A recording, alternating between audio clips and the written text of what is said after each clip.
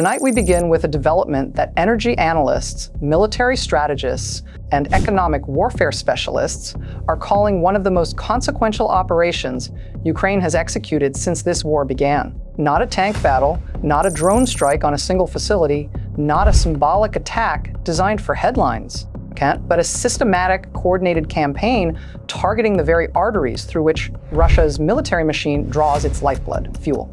According to reports emerging from multiple intelligence monitoring sources, Ukrainian military operations, and open source analysis networks, Ukraine has executed a series of strikes so comprehensive and so precisely coordinated that they have created what analysts are beginning to describe as a de facto fuel blockade on key Russian military and economic infrastructure. Got refineries hit simultaneously across multiple regions, pipeline infrastructure disrupted in ways that cannot be quickly repaired, fuel storage facilities destroyed before reserves could be relocated, and transportation networks linking fuel production to military consumers interdicted with devastating efficiency. If these reports are accurate at the scale described, Ukraine has not just struck Russian infrastructure. They have struck Russia's ability to move armies, fly aircraft, and sustain the economic machinery that funds continued military operations. Tonight, we examine what happened, how it was executed, and why fuel, more than any other resource, may determine who wins this war. To understand the strategic significance of what Ukraine reportedly executed, we must first understand why fuel occupies such a central position in Russia's war-making capacity. Modern military operations are fundamentally dependent on petroleum products in ways that are easy to underestimate. Every tank requires diesel fuel to move, every fighter aircraft requires aviation fuel to fly. Every artillery position requires fuel for the trucks that bring ammunition. Every generator powering a command post requires fuel to run. And every logistics vehicle connecting frontline units to supply chains requires fuel to operate. Without consistent, reliable fuel supply, modern military operations cannot be sustained at scale. History demonstrates this principle repeatedly. In the final months of World War II, German armored units with technically superior tanks sat immobile because they had no fuel. The Luftwaffe grounded aircraft not because it lacked pilots, but because refineries had been destroyed. In Desert Storm, coalition forces targeted Iraqi fuel infrastructure specifically because they understood that mobile armored warfare cannot function without petroleum supply. Russia's military faces this same fundamental dependency. Russia's doctrine of mass armored operations, large tank formations executing breakthrough and dot exploitation, is among the most fuel-intensive forms of conventional warfare. Moving a Russian battalion tactical group through an offensive operation consumes enormous quantities of diesel fuel. Sustaining artillery operations that constitute Russia's primary tactical method requires continuous fuel supply for both the artillery vehicles themselves and the ammunition supply trucks. And Russia's air campaign, cruise missile launches, fighter aircraft operations, helicopter gunship missions requires aviation fuel in quantities that only functioning refineries and extensive storage networks can provide. This is why Ukraine's reported targeting of fuel infrastructure is not peripheral military harassment. It strikes at the physical foundation of Russian military capability. According to reports from Ukrainian military sources, open source intelligence analysts examining satellite imagery, and energy sector monitoring organizations, Ukraine conducted a coordinated series of operations targeting Russian fuel infrastructure across multiple regions and through multiple methods simultaneously. The reported scope of operations included several distinct components. First, strikes on major oil refining facilities. Refineries represent the critical processing nodes where crude oil is converted into usable petroleum products, diesel, aviation fuel, gasoline, and heating oil. They are expensive to build, complicated to operate, and extraordinarily difficult to quickly replace. Light Destroying refining capacity does not just eliminate stored fuel, it eliminates the ability to produce future fuel from raw crude oil.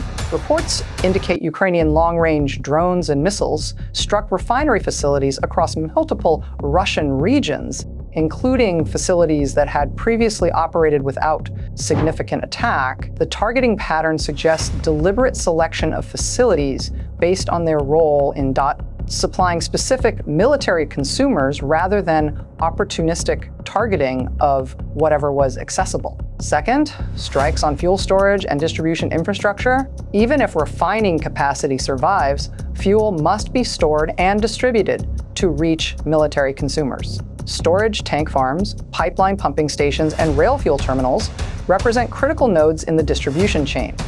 Ukrainian operations reportedly targeted these distribution nodes specifically, aiming to interrupt fuel flow from surviving production facilities to military units.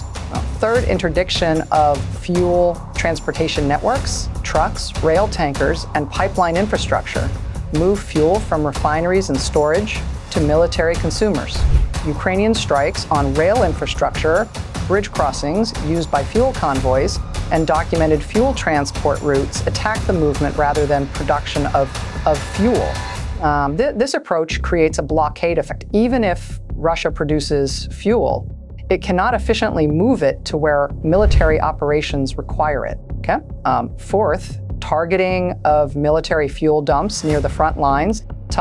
Forward military operations require fuel dumps, temporary storage close enough to frontline units to allow rapid distribution to tanks and vehicles. Ukrainian drone operations and artillery have consistently targeted these forward fuel positions throughout the war.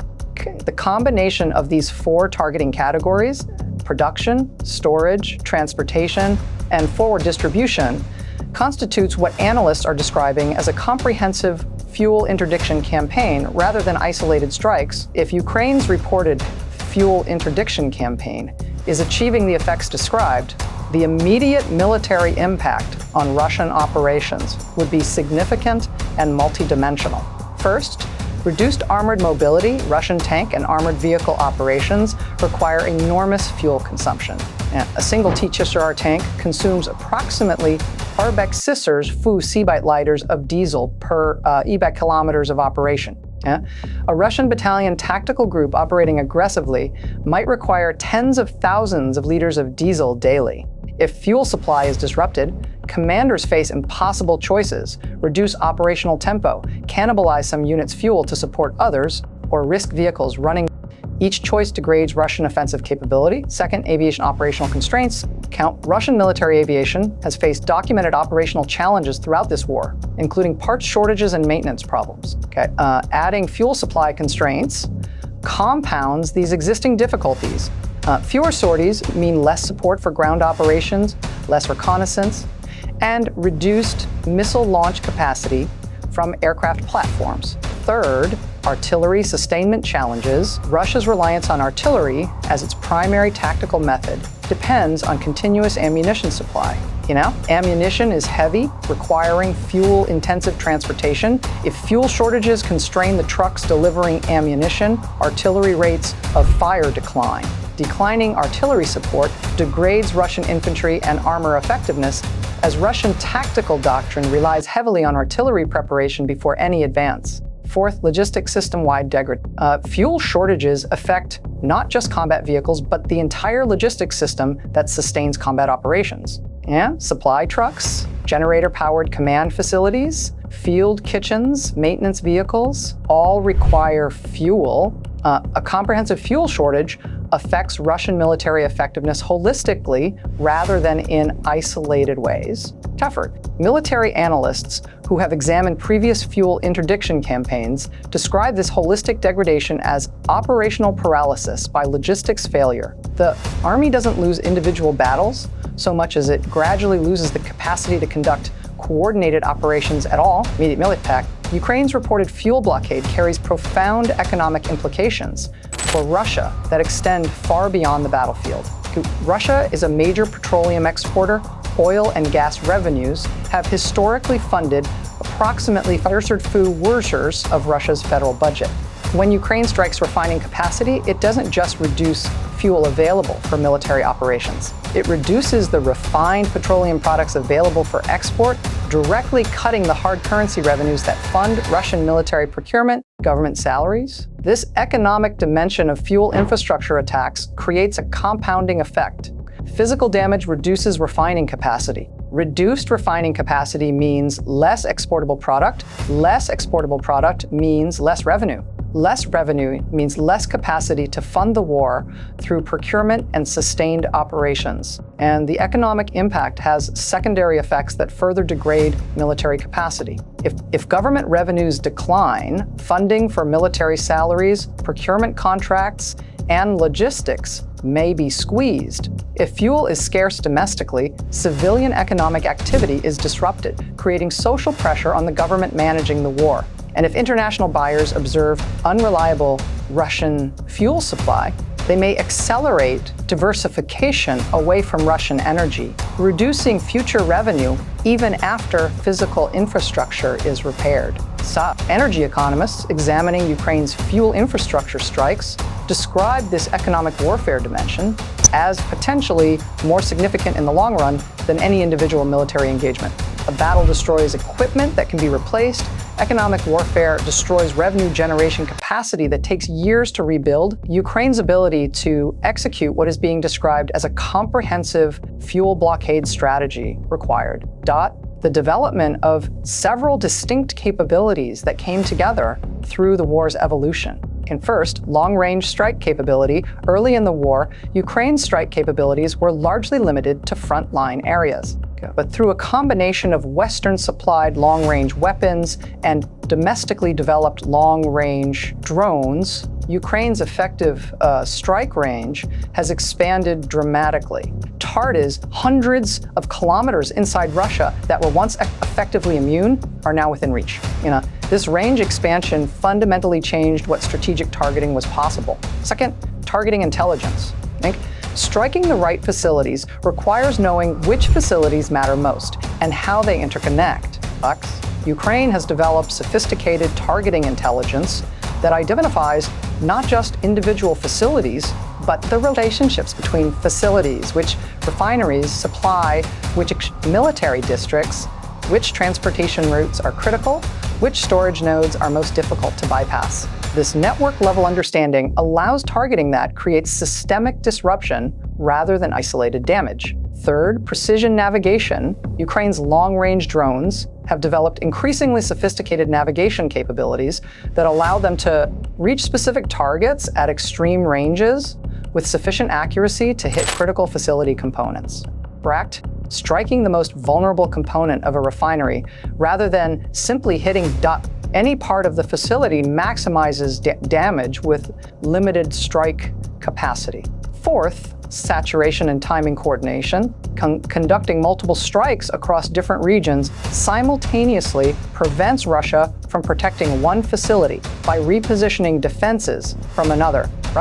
The coordination required to execute geographically dispersed strikes within compressed timeframes represents operational sophistication that Ukraine has developed through accumulated experience. Russia faces a difficult set of response options to Ukraine's fuel blockade campaign, none of which are fully effective.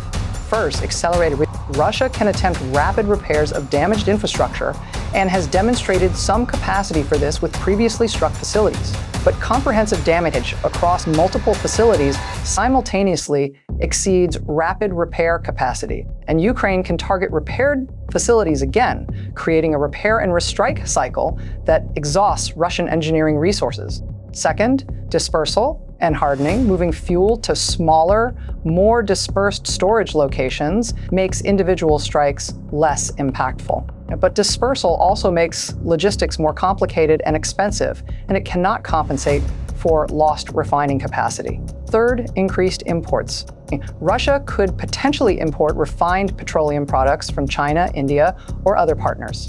But import capacity is limited by available transportation routes, and import costs at scale would be substantial. Fourth, air defense repositioning. Protecting energy infrastructure with more air defense assets reduces protection elsewhere. Russia cannot simultaneously protect all its energy infrastructure and its front lines and its major cities with finite air defense resources. Fifth, retaliatory strikes on Ukrainian infrastructure. Russia has extensively struck Ukrainian energy infrastructure throughout the war.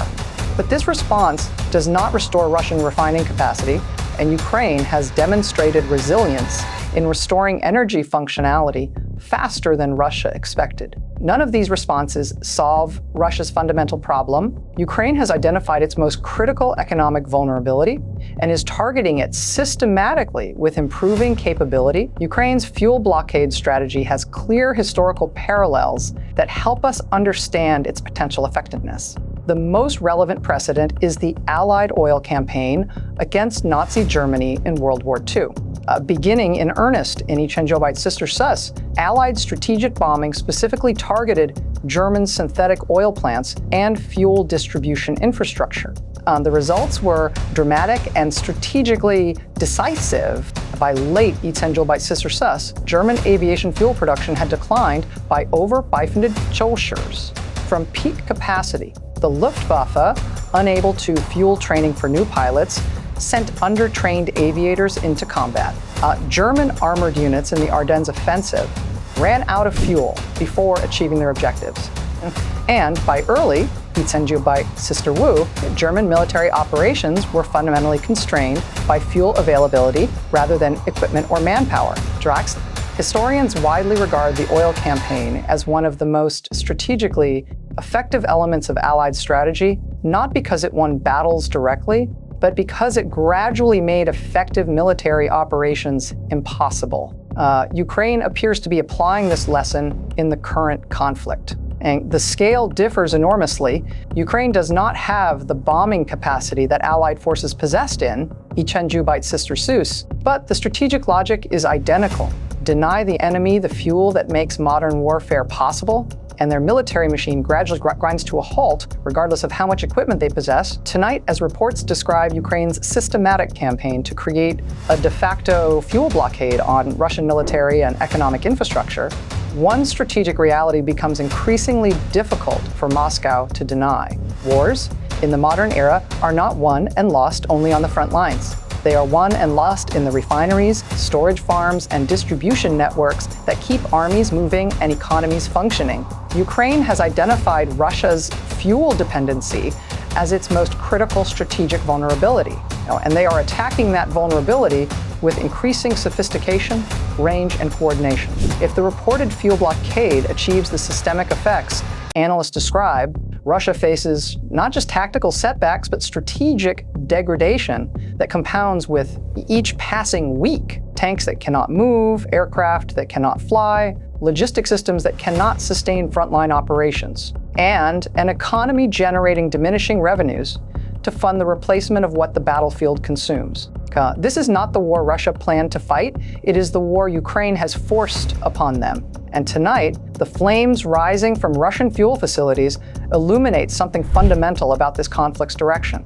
Ukraine cannot match Russia barrel for barrel, tank for tank, or soldier for soldier, but they can strike the fuel that makes those barrels, tanks, and soldiers operational. And in doing so, they may have found the strategic lever that changes everything. We will continue monitoring every verified development as this critical campaign unfolds.